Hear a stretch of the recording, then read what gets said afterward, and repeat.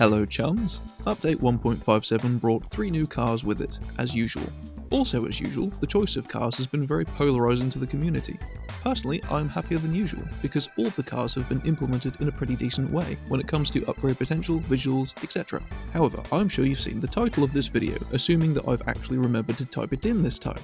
I wanted to take some time to do a deeper dive on one of those new additions. You can think of this as my review of the Renault Kangoo. Polyphony seem to have a habit of adding cars that nobody asked for, especially recently. Whether it be the Toyota Hiace van, the utterly hopeless Toyota CHR, or the Panzer tractor in the previous update, #HayBells make downforce. The Kangoo is just the latest in a line of additions that plenty of people on the outside looking in would think are utterly ridiculous and not worth adding to the game.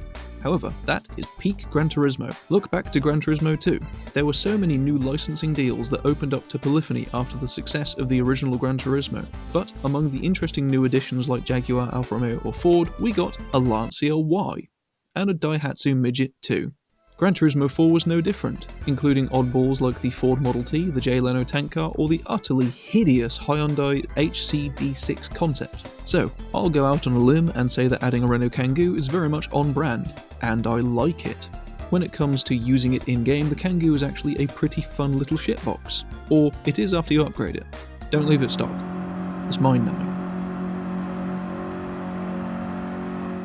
Not only did Polyphony decide to add the 1.4-litre 8-valve variant of the van, which is utterly gutless, but better still, it comes as standard with a 4-speed automatic.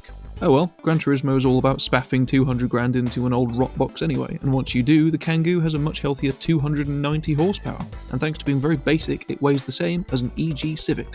While 290 horsepower does sound fairly pedestrian, it's still enough to win the WTC 700 event at Le Mans.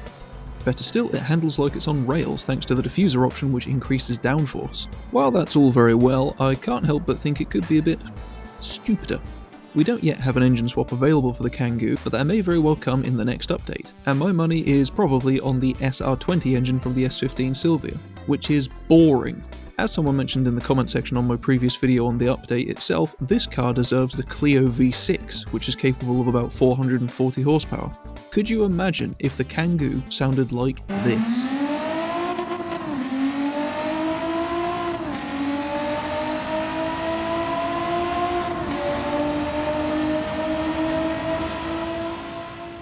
So, the performance could be a little bit crazier, but it could be much worse too. But that brings me to my biggest gripe with the Kangoo: visual customization. Now, it's not bad by any stretch. There's more options on this car than there are on the majority of cars that came in the game at launch. But with a vehicle as silly as this, could Polyphony not have pushed the boat out just a little bit further? As an example, take a look at the Hyundai Ioniq 5N. I know it's based on a real Pikes Peak car, but the aero options are utterly batshit. You could also say the same of the useless Toyota CHR, which gets a very aggressive set of wings. The BMW Z4 is another good example of a car that gets some very aggressive and pretty transformative visual upgrades. The Renault Kangoo, on the other hand, is much like the Peugeot 205. It's all just a little bit tame. I do like the options we have, for example the Renault Laguna front lip option or the rear diffuser option.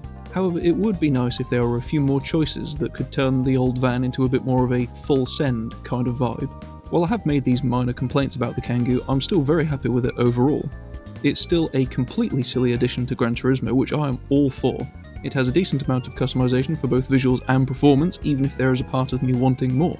Once upgraded, it drives exceptionally well for what it is, and it sounds good too. If you heard about this van coming to the game and thought to yourself, what a load of bollocks, I encourage you to give it a try. You might find that you actually enjoy it. So that was my review of the Renault Kangoo.